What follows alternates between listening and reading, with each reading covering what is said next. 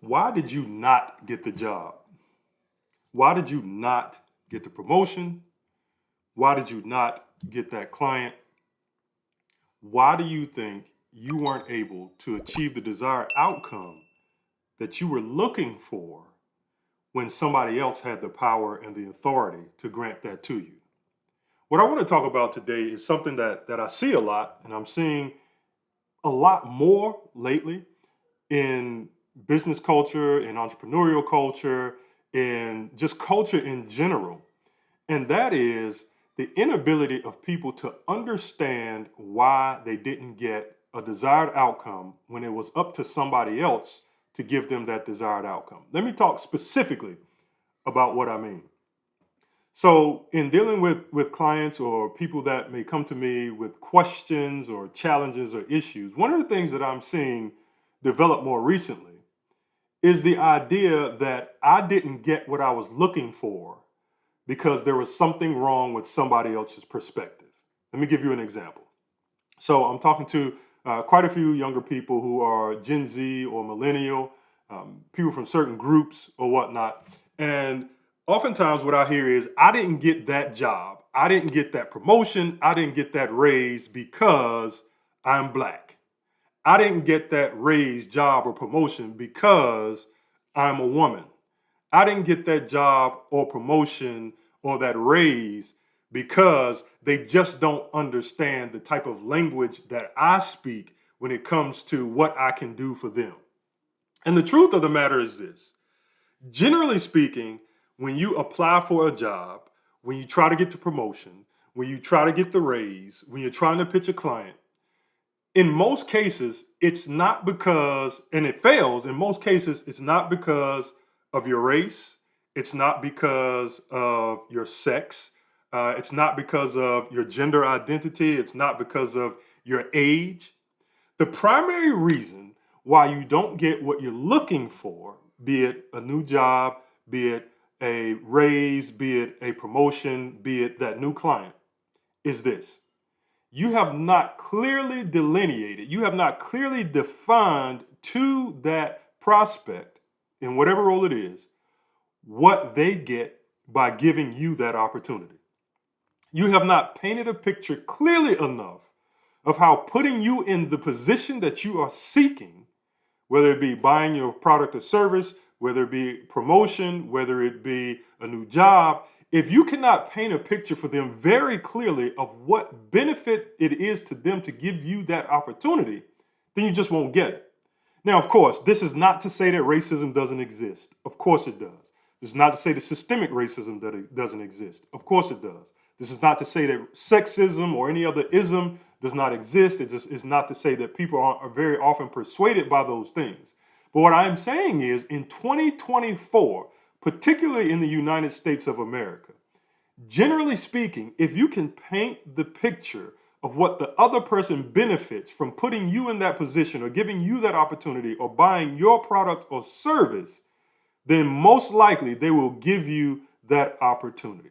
So I want to talk about today, I'll go through a little bit of scripture on explaining how this works. We'll talk a little bit about the science. And then from there, I'll give you some ideas on how to improve your prospects or your chances or your opportunities in terms of getting people to understand the value that you're bringing so that you do get that job, so that you do get that promotion, so that you do get that opportunity to sell your client that service or that product.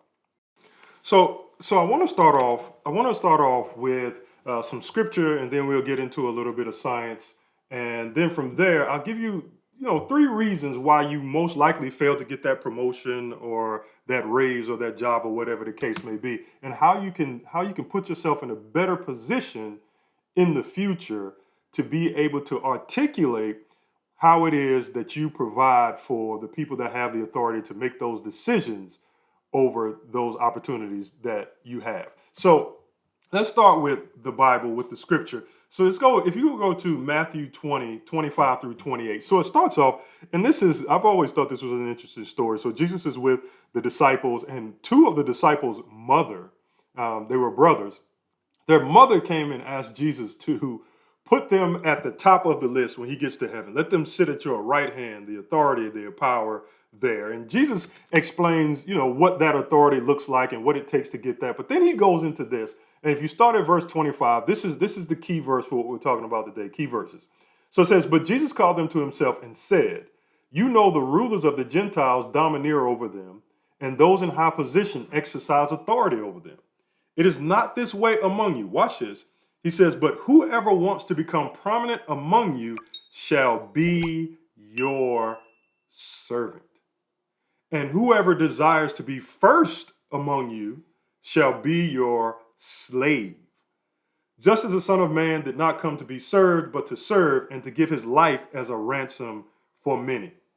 Now, before I go into that, let's see. He's talking to another group of people in Matthew 23. And let's see what he says. It's a similar thing in Matthew 23. We go verses 11 through 15. And it says this. It says, but the greatest of you shall be your, here goes that word again, servant. Whoever exalts himself shall be humbled, and whoever humbles himself shall be exalted. But woe to you, scribes and Pharisees, hypocrites, because you shut the kingdom of heaven in front of people. For you do not enter it yourselves, nor do you allow those who are entering to go in. Woe to you, scribes and Pharisees, hypocrites, because you travel around on sea and land to make one proselyte, and when he becomes one, you make him twice as much a son of hell as yourselves. Now, I'm not going to get into that second part. We could have stopped at verse 12. But anyway, so the concept that Jesus is painting here is something that is generally foreign to us.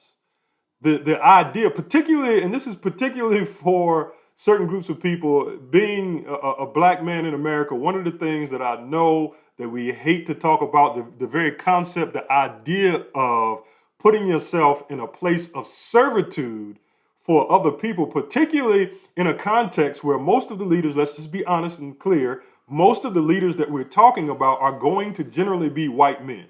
So for a lot of us, whether you be black, whether you be a woman, whatever, or whatever intersections of identities you may have, the very conversation of putting ourselves in a place of servitude, slavery, servanthood, from somebody else is just so foreign, and it's frustrating and aggravating and terrifying to even think about, and it exposes our worldview around what slavery looks like. But what I'm going to ask you to do is to do your best to push past that and see what Jesus is saying, because what Jesus is saying is scientifically proven. We understand it. You can look at the law of reciprocity. You can look at some of the laws of persuasion that we'll look at shortly, that this is how you open people up to give you opportunities they otherwise wouldn't.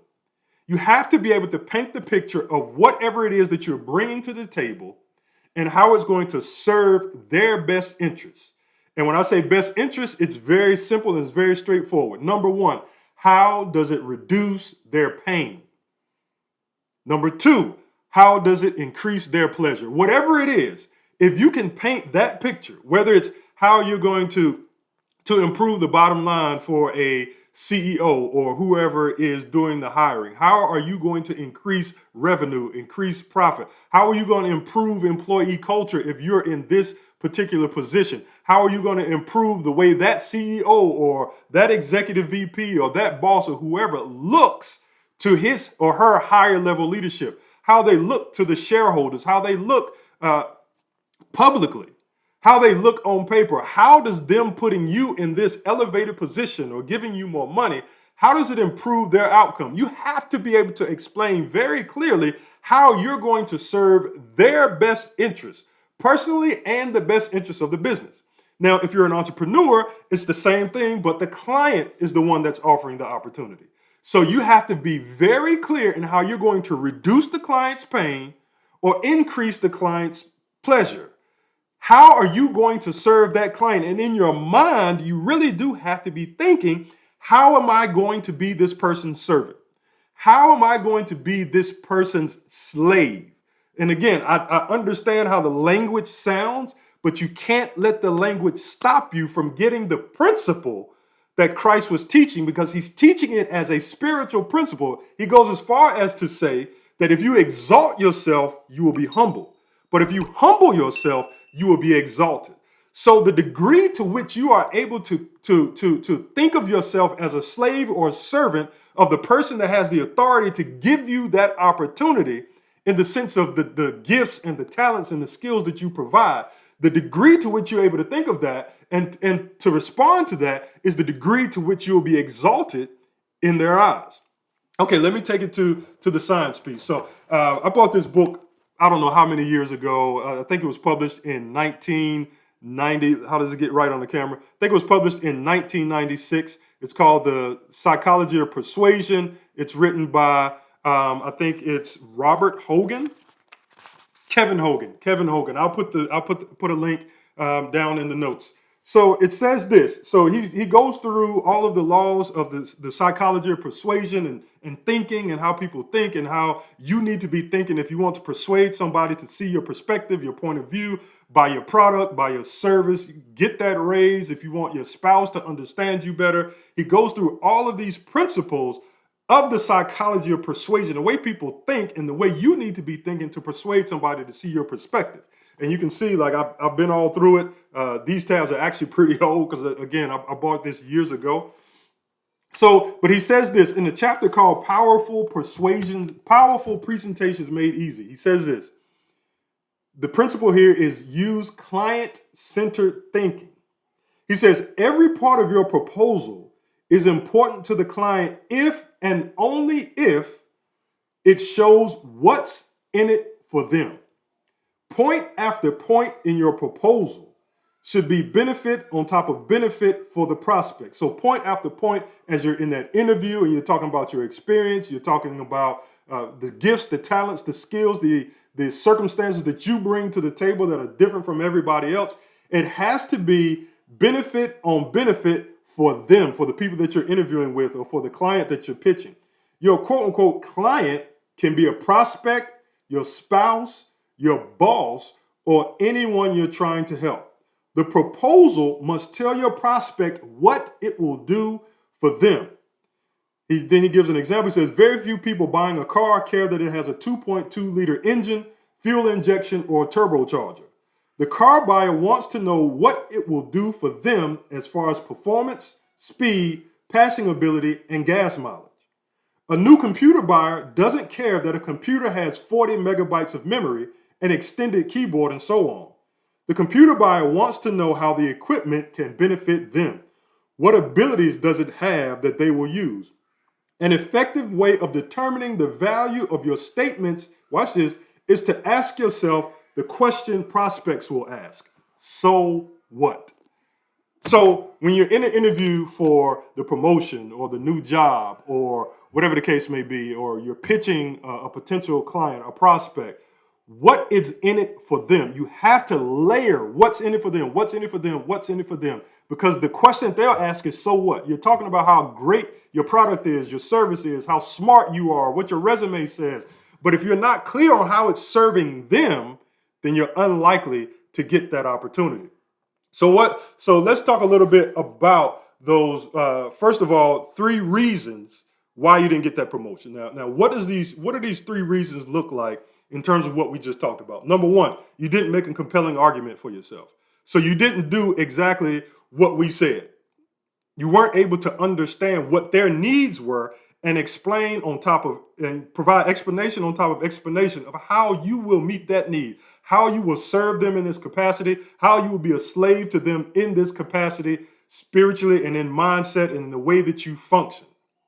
Not obviously, and I want to say this because obviously I'm not talking about a literal slave where you're serving them, they're beating you and all that. Like, let's be clear about that. I hope we're all mature enough to understand the concept of what I'm talking about here. Number 2, the second reason why you didn't get that promotion is you don't have a mentor with a compelling reputation or decision-making authority. So this is a huge piece that a lot of people don't get, that particularly in the corporate world, is it's about relationship. And I don't like to use the word networking because when we use the word networking, generally it becomes such a what's the word I'm looking for? It becomes such a systematic thing. It's not building relationship. It's about this person has what I need, So I need to go get close to this person. And that's the exact wrong way of building relationships long term and getting the most value out of the relationship. Again, it goes back to how will I serve this person?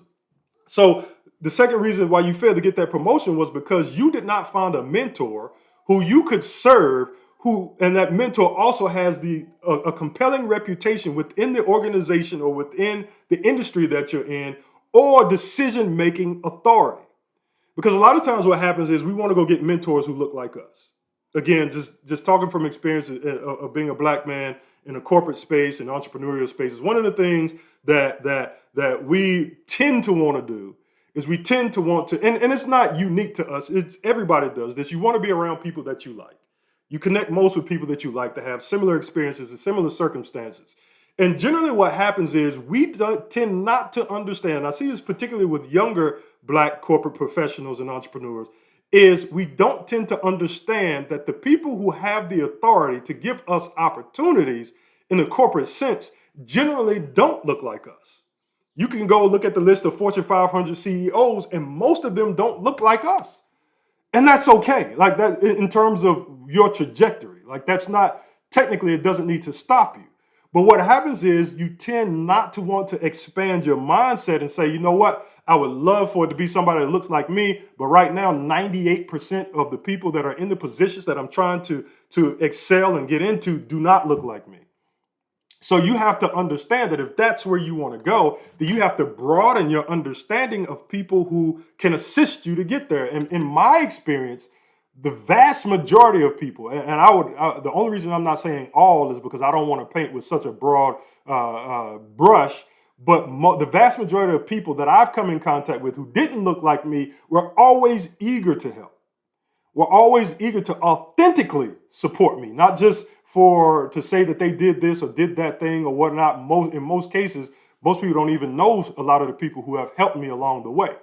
So we can't pigeonhole ourselves into who our mentors are going to be just because we want a certain criteria. Some of the criteria is important, but some of it becomes a noose around our neck, so to speak, that just hangs our career and it kills our career. And I know that that's some graphic imagery, but it happens, and I see it all the time. So we have to get beyond that in terms of who we're going to reach out to as a mentor. So your mentor needs to have a compelling reputation within the organization and within the industry, or decision-making authority. You don't need to spend too much time with it. It's okay to have wise counsel wherever.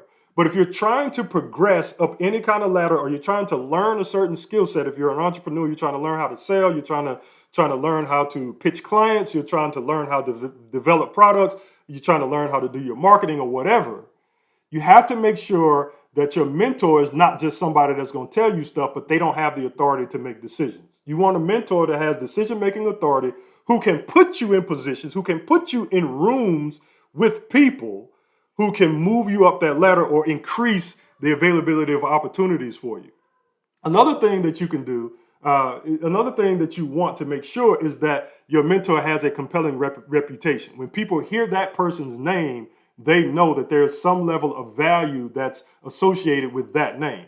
And now when you identify that mentor, again, we go right back to the concept, we go right back to the principle of serving and being a slave. And I'm going to keep saying those words because I want us to be okay with hearing those words in a corporate professional construct and also within an entrepreneurial culture and construct. Because the more you can master that, the degree to which you can express that, the degree to which you can understand that your job is to serve those people who are giving you the opportunities that you're looking for, is the degree to which you will find success. So the third reason that you failed to get the promotion. Number one, you didn't make a compelling argument for yourself. Number two, you don't have a mentor with a compelling reputation or decision-making authority. Number three, you don't have a broad and or powerful work tribe. It's not just about serving or being a slave to one person.